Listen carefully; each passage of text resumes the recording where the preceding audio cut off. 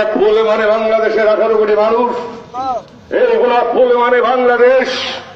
ফুলের মতো সুন্দর করে তুলতে চাই আমরা বাংলাদেশকে। আজকে রাজনীতির নামে যারা দস্যুতা করছেন, রাজনীতিকে যারা ব্যবসা বানাইছেন, টাকা চাইরা, কালো টাকা চাইরা জনগণকে কিনেন আর সন্ত্রাসী পালেন, নেশাদ্রব্য হাতে তুলে দেন, অবৈধ অস্ত্র হাতে তুলে দেন। তারা ভোট কেন্দ্রে বলে আপনারা যায়েন না, এজেন্ট দিয়ে না, আমরাই যা করার করবো। মাশাআল্লাহ, আলহামদুলিল্লাহ। কত চমৎকার আমাদের এই দেশ, কত চমৎকার গণতন্ত্র, এবং সাথে কত চমৎকার ষড়যন্ত্র। যাই হোক, এইভাবে দেশ চলবে না। এইভাবে রাজনীতিবিদদের এই সমস্ত কুখাসরতের জন্য 2 দিন পর পর গণতন্ত্র মুখ থুবড়ে পড়ে, সংসদ বাতিল হয়, সংবিধান স্থগিত হয়, এবং অসাংবিধানিক সরকার ক্ষমতা গ্রহণ করে। আর রাজনীতির নামে যে সমস্ত কুলাঙ্গারা রাজনীতি করেন তাদেরকে গরু বান্ধা পিটায়, গরু বান্ধার মতো বাইন্দা তারপরে পিটায়, লাইটায়, তারপরে ওই গারদে ঢুকায়, আর কিছু আছে ভাইগা যায়, আবার মুখ দেখায় একটু সুযোগ পাইলেই। এই খেলার সাথে আমরা অভ্যস্ত। আর নির্বাচন, 75-এর পর থেকে যত নির্বাচন দেখছি, জিয়া সাহেবের নির্বাচন, এরশাদ সাহেবের নির্বাচন, খালেদা জিয়ার নির্বাচন, তারপরে নির্বাচন। বাংলাদেশের মানুষ এখন অভিজ্ঞ হয়ে গেছে নির্বাচনের ফলাফল কি হবে তারা আগের থেকেই বলতে পারে। কোন প্রার্থী জিতবে, কোন প্রার্থী হারবে, কে কত ভোট পাবে, কে কত পাবে না, সব নির্বাচনের আগে বলা যায়। আমরা সব জানি কি হবে 30 তারিখের পরে। নাকি আমি ভুল বললাম? কি বলেন? আমি ভুল বলছি? উন্নয়ন, আমি সারা দেশ ঘুরে আসলাম। যোগাযোগ ব্যবস্থার উন্নতি হয়েছে, হ্যাঁ হয়েছে। এরশাদ সাহেবের আমলে হয়েছিল, তারপরে আবার সেটা ভেঙে চলে গেছিল, আবার কিছু জোড়াতালি দেওয়া হয়েছে। আসমত্র হিমাচল আমি সফর করতেছি। আরে ভাই, রাস্তাঘাট ভেঙে গুড়া হয়ে গেছে বেশিরভাগ জায়গায়। জাম জায়গা যাইকে আমার শরীর ব্যথা হয়ে গেছে। কয়েক হাজার মাইল তো জার্নি করলাম। এই সোনারগাঁয়ে আসার পথে যে রাস্তা দেখলাম রাজধানীর পাশে, তাতে তো বোঝাই যায় কেমন উন্নতি হয়েছে আমাদের দেশে। দৃশ্যমান কিছু অবকাঠামো ছাড়া, দৃশ্যমান কিছু প্রজেক্ট ছাড়া, এই যদি হয় উন্নয়নের অবস্থা এবং বিদ্যুৎ ব্যবস্থার উন্নতি ছাড়া এই যদি হয় উন্নতির অবস্থা, তাহলে আর কি বলবো, গ্রাম বাংলার অবস্থা তো ততই বছর। আমি যেদিকে তাকিয়েছি, কুড়ে ঘরের সেই দুঃখী মানুষকে সেভাবেই আমি দেখেছি। হাড্ডিসার, কঙ্কালসার সেই কৃষক, শ্রমিক, মেহনতি জনতাকে আমি তেমনি ভাবেই দেখেছি। তাদের চোখের পানি মুছে নাই, তাদের হাহাকার মুছে নাই, তাদের হৃদয়ের কান্না যায় নাই।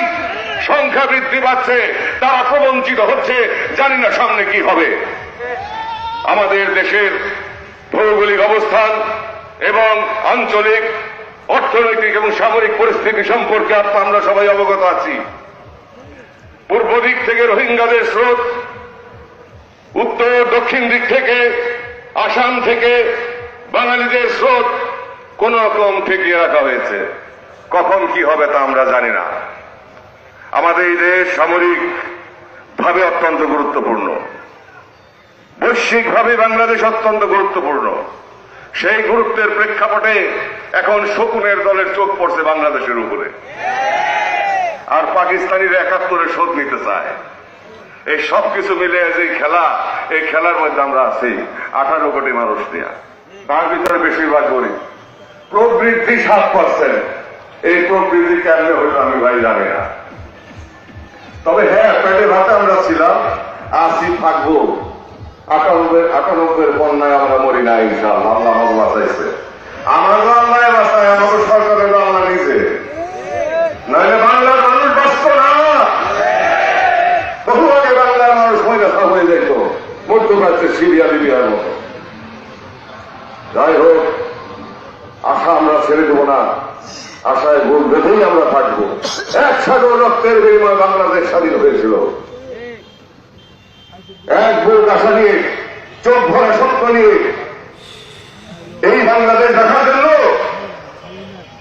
পাকিস্তানের 22 পরিবারের শোষণের বিরুদ্ধে, পাকিস্তানের সামরিক জনতার শোষণের বিরুদ্ধে, অত্যাচার নির্যাতনের বিরুদ্ধে, বুর্জোয়া রাজনীতির বিরুদ্ধে সংগ্রাম করে সাধারণ মেহনতি জনতা আত্মধিকার প্রতিষ্ঠায় বাংলাদেশকে স্বাধীন করেছে বুকের রক্ত ঢেলে দিয়ে। কোন ধনিক শ্রেণী, কোন বুর্জোয়া শ্রেণী, কোন কোটিপতি বুকের রক্ত ঢালে নাই, বুকের রক্ত ঢেলেছিল কৃষক, শ্রমিক, ছাত্র, মেহনতি জনতা। আজকে তাদের অবস্থা কোথায়? কোথায় তারা? মুক্তিযোদ্ধারা পঙ্গ হয়ে ভিক্ষা করে। স্বাধীন বাংলাদেশে স্বাধীনতার পরে মুক্তিযোদ্ধাদেরকে হত্যা করা হয়েছে, পরবর্তীতে হত্যা করা হয়েছে, সামরিক অভ্যুত্থানের নামে মুক্তিযোদ্ধাদেরকে ফাঁসি দেওয়া হয়েছে।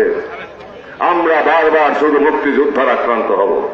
দেশমাতৃকার প্রেমে যারা পাগল তারাই শুধু মারা পড়বে। আর সুখ পাখিরা এসে এসে আমাদের দেশে আধার খাবে। কতদিন চলবে এই খেলা? তাই এই নির্বাচন জাতির জন্য অত্যন্ত গুরুত্বপূর্ণ। চাইলের দাম, ময়দার দাম, তেলের দাম, নিত্য প্রয়োজনীয় জিনিসের দাম, মশলার দাম, পেঁয়াজের দাম, রসুনের দাম, মাথা গুঁজার ঠাই টিনের দাম, সোনের দাম, তারপরে ওষুধপত্রের দাম, চিকিৎসা, শিক্ষা, কি অবস্থা আপনারা সবাই জানেন। আরে ভাই, আমার পেটে যদি ভাত না থাকে, আমার মাথা গোঁজার ঠাই যদি না থাকে, আমার পরনের কাপড় যদি না থাকে, ওষুধ কেনার পয়সা যদি আমার না থাকে, আমি দালান দেয়া ভাই কি করব? আমি পিচ ঢালা রাস্তার খোয়া চাবাইয়ে খাবো? আমার পেট ভরবে? ভরবে না। আমি গরিব, আমার প্রয়োজন এক মুঠো ভাত, আমার প্রয়োজন একটি ঘর যেখানে আমি সন্তান সন্ততি বসবাস করব। আমার প্রয়োজন বস্ত্রের, অল্প মূল্যে আমি বস্ত্র চাই। আমার প্রয়োজন ওষুধপত্রের, আমার অসুখ বিসুখ হলে অল্প খরচে আমি জীবন বাঁচাতে চাই, আমার পরিবারের জীবন বাঁচাতে চাই, আমার সংসার রক্ষা করতে চাই। আর দোরগোড়ায় শিক্ষা চাই, অল্প পয়সার শিক্ষা চাই, শিক্ষার নামে বাণিজ্য দেখতে চাই না। আমাদের দেশে শিক্ষালয় ছিল আদর্শের প্রতিষ্ঠান, নৈতিক শিক্ষার প্রতিষ্ঠান। আজকে সেই শিক্ষা হয়েছে, সেই শিক্ষা হয়েছে আধুনিকতার নামে, সেই শিক্ষা হয়েছে এখন বাণিজ্য। লক্ষ লক্ষ টাকা ইনভেস্ট না করলে, ডোনেশন না দিলে শিক্ষা পাওয়া যায় না, ভর্তি হওয়া যায় না। তাই আমরা যে কোথায় আছি তা আমাদেরকে ভাবতে হবে। এই দেশ আমাদের, আমরা পালায় যেতে পারবো না।